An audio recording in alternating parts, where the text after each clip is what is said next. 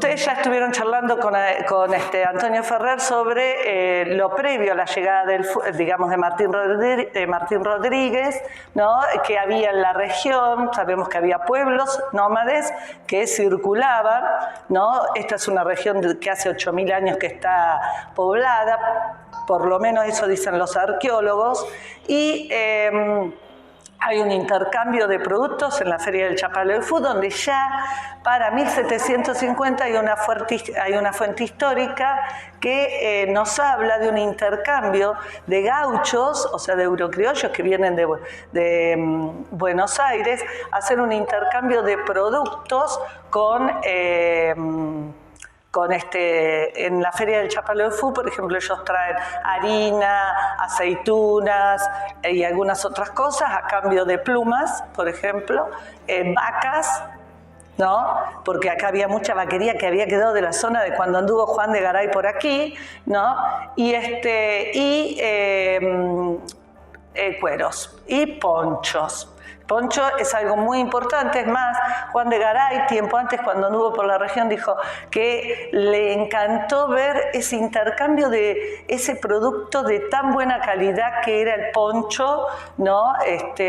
Arauca, dice él, o Auca, así los define, ¿no? Y que le cuentan que es un intercambio entre los pueblos de esta región cuando se trasladan hacia la zona de la cordillera con pueblos que están de este y del otro lado de la cordillera.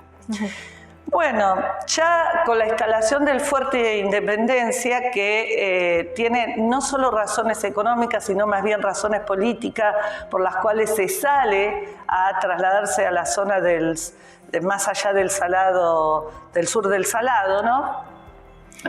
Junto con Martín Rodríguez vienen dos hermanos vivanderos que son los Vela. Felipe y Pedro Vela eran uruguayos. Habían sufrido una pérdida de fortuna en el momento en que se da la Revolución de Mayo y obviamente hay que ver si Montevideo va a aceptar ese proceso revolucionario. De Lío no lo acepta, eso significa muchos conflictos y se ven afectados económicamente y cruzan el Río de la Plata. Se instalan en Buenos Aires. Esta historia bien investigada está a cargo de la historiadora Valeria Mose, ¿no? Y ella lo que nos cuenta es que Felipe y Pedro en un momento, ya para 1820, han hecho un capital relativamente importante, pero ven la oportunidad en salir detrás del ejército de Martín Rodríguez. O sea, vienen pegaditos, vienen con él. ¿Qué son vivanderos? Son los que van a proveer de vicios pequeños, diríamos, ¿no? A la tropa. Así que llegan a Tandil, lo que hoy es Tandil, se funda el fuerte, se construye el fuerte y piden un ejido. Por fuera del fuerte, obviamente. Valeria, que obviamente como historiadora ha podido fundamentar bien el lugar y qué tipo de construcción, ¿no? Ellos, lugares donde se instalan es Irigoyen y Pinto, ¿no? Irigoyen y Pinto. Ahí hay inclusive un hito que determina el espacio. Una construcción fija, una habitación donde estaría la pulpería y otra habitación íntima y nada más. Y cerrado. Hay una leyenda, porque obviamente no lo tiene Valeria, por lo tanto yo no lo considero algo que pueda darle veracidad, sino que puede estar dentro de lo que se puede decir los mitos y leyendas de la ciudad, que dicen que tenían una pulpería andante. O sea que se podía trasladar. Bien, ¿cómo era el circuito de los Vela? Los Vela proveían de dinero contante y sonante al fuerte, el fuerte le pagaba a los soldados gastaban en los de Vela porque no había mucho más acá para andar gastando, ¿no? Y a su vez los Vela le facturaban al fuerte con el interés suficiente para saber que cuando le llegara el dinero iba a ser un dinero que no iba a rendir si no iba con interés. Bueno, la cuestión que yo creo que los Velas son los primeros comerciantes de la zona, junto con Ders, que llega un tiempo después, también va a tener una pulpería. Los Chapar también van a tener pulpería. Las pulperías son muchísimas que hay tanto en la zona de lo que después va a ser la ciudad de Tandil como por fuera de Tandil, ¿no?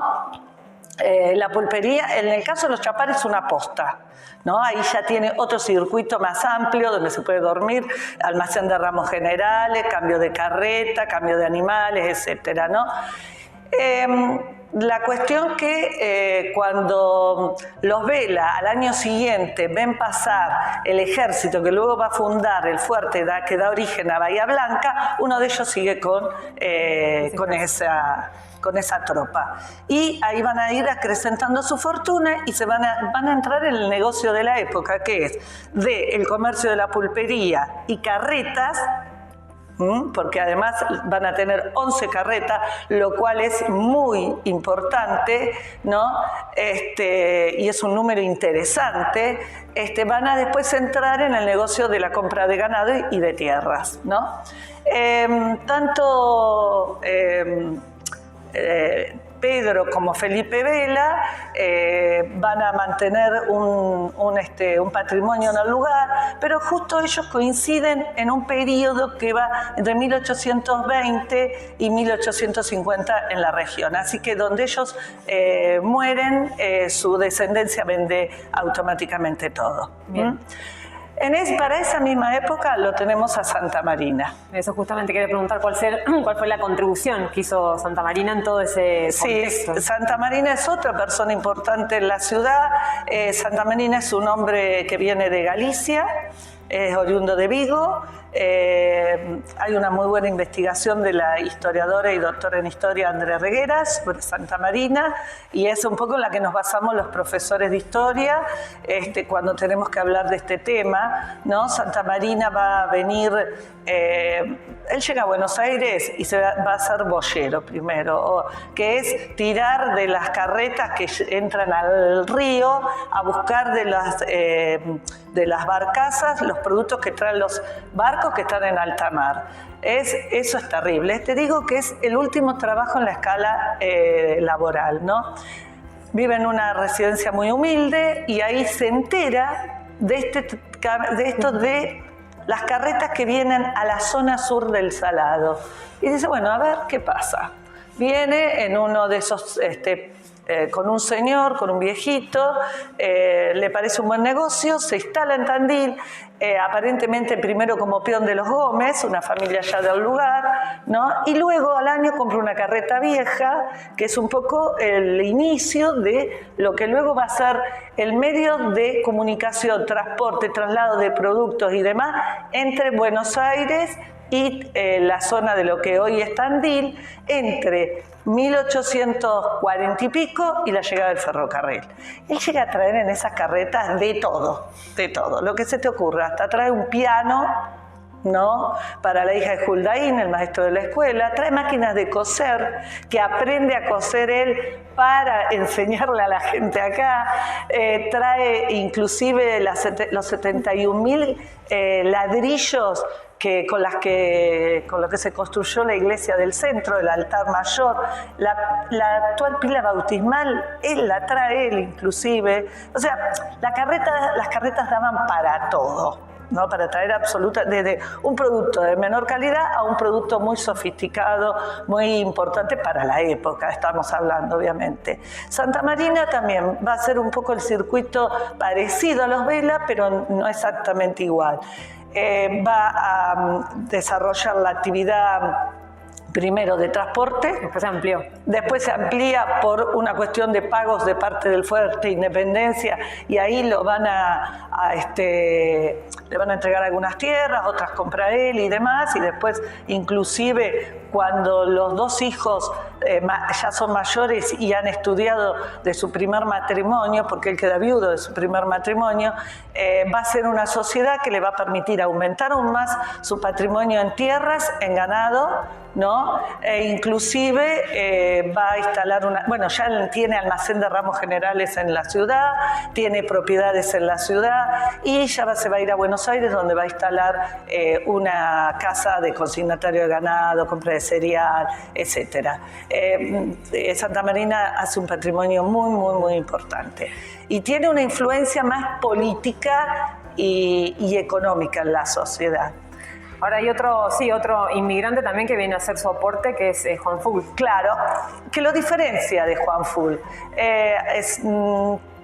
Juan Full y Santa Marina creo que tenían 10 años de diferencia. Creo que Juan Full era un poquito mayor, o sea, creo que era, por eso digo 10 años mayor, pero vinieron en la misma época.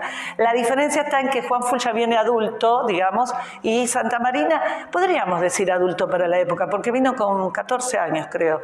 Pero Juan Full ya es maestro. Y él en realidad venía con el interés, lo que voy a decir está basado en las memorias de Juan Full, que hizo la traducción Alice Raval de Hoffman, y ella cuenta, Full cuenta en sus memorias, no en su diario, que cuando él se decide a venir a la Argentina, en realidad la idea es misionar, porque la carrera de maestro va de la mano de la carrera religiosa en los luteranos de aquella época. Pero él, por la familia en la que había nacido, una familia sumamente humilde, ¿no? Una familia de varios hermanos, ¿no? Donde él era uno de los más chicos, donde inclusive él va a hacer todo tipo de actividades, desde labranza, carpintería, sueco, que era el trabajo de los padres, hacer los suecos, ¿no? Bien, una serie de actividades que cuando viene a la Argentina le vienen bárbaros, ¿no? Porque en realidad lo primero que hace no es ni ser maestro ni misionar, que era su intención, ¿no? Ir más o menos de la mano a ambas cosas, sino que se va a quedar en Buenos Aires. Al principio va a estar en la zona de Quintas, como tambero o peón de algún chacarero y demás. Luego viene bajando y cuando está en la zona de las Barrancosas, la viuda de Mosqueira, una mujer de acá de Tandil, lo ve trabajando con la carpintería y le dice: usted se tendría que venir a Tandil.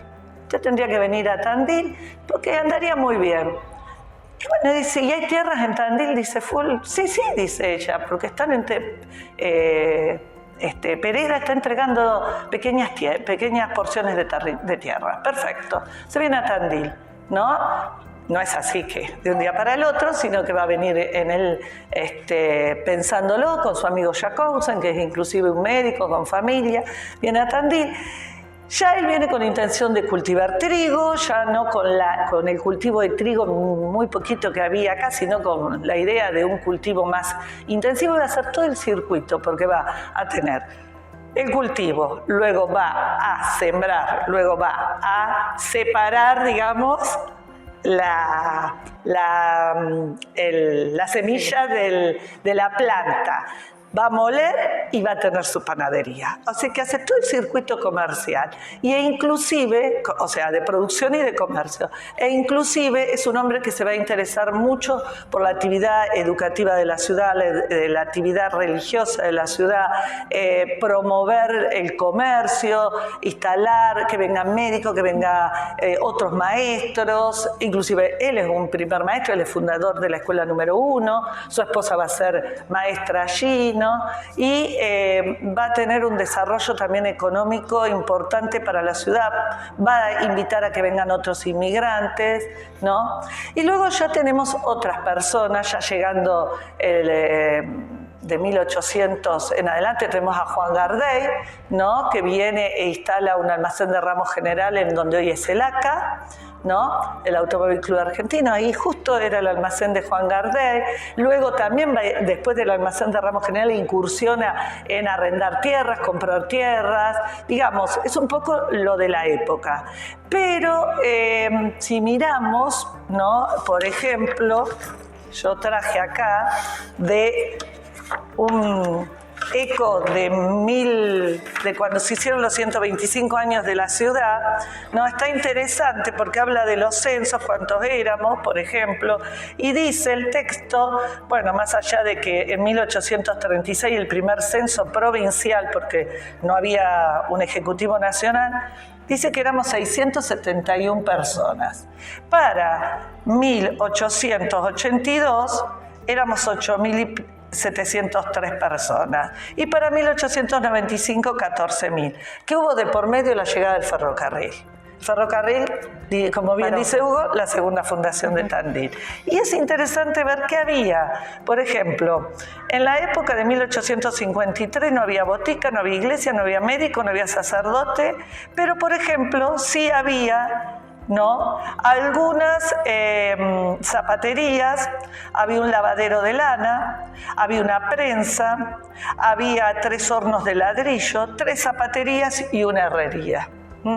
Y ya para 1882, 6 años o 7 después de llegada del ferrocarril, es increíble la cantidad de actividades de comercio e industrias que tenemos. Por ejemplo, 30 almacenes, 13 tiendas, 11 fondas, 10 carpinterías, 8 sastrerías, 6 zapaterías, 6 confiterías, 6 panaderías, 5 puestos de fruta y verdura, 5 carnicerías, 4 peluquerías. Parece que a las mujeres les gustaba, ya en esa época nos gustaba ir a la peluquería. 4 boticas, 4 platerías, 3 rematadores, 3 hoteles, 3 mueblerías, etc. Algo muy interesante, había un baño público, lo destaca, algo que a mí me llamó mucho la atención, bueno, además de una pinturería, una fotografía, una fábrica de carruaje, una agencia de galeras, ¿no?, 2 carros fúnebres, y ya de los profesionales tenemos un poquito más, ya tenemos 4 médicos, 4 procuradores, un arquitecto, 2 dentistas, 2 maestros de piano, 2 maestros de música y un maestro albañil. Sí, de alguna manera sentaban las bases para lo que es actualmente, bueno, con esto, con la llegada del ferrocarril y todo. Sí, hay... Sin duda, ha tenido mucha influencia. El ferrocarril, al lugar que llegaba, lugar que despegaba, claro. Digamos, siempre venía un médico con el ferrocarril, siempre venía un odontólogo, siempre venía un maestro, y bueno, ya lo vemos en Tandil, ¿no? Costaba traer un médico, costaba traer otro tipo de profesionales, vino el ferrocarril, ya la gente se empieza a instalar, ¿no? Inclusive cambia, por ejemplo, el sistema de hotelería de Tandil con la llegada del ferrocarril, ¿no? Pasamos de el hotel de Ders en la esquina de 9 de Julio y Pinto, ¿no?, el que había tenido la pulpería y que luego tuvo carreta, que también tuvo propiedad rural, ¿no? Tenemos después una línea de hoteles que abarca la zona del ferrocarril y hasta más o menos lo que sería el barrio Uncas, ¿no? Porque en esa época Tandil empieza a tener cierta fama porque era muy seco y para las enfermedades bronquiales y respiratorias era ideal. Y así que, bueno, surgen una serie de hoteles que no todos vienen a ver la piedra movediza. En general, muchos vienen a pasear y a estar y relajarse en estos hoteles por enfermedades respiratorias.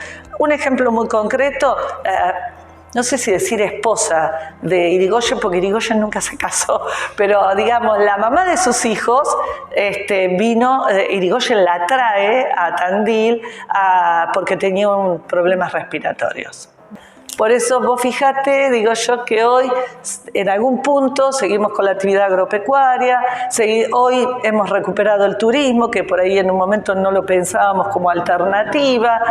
Han surgido una hotelería muy diversificada, ¿no? Nos faltaría recuperar el sector intermedio de la economía, que serían las industrias metalúrgicas, y volveríamos un poco a mirar al futuro con un Tandil muy, muy interesante.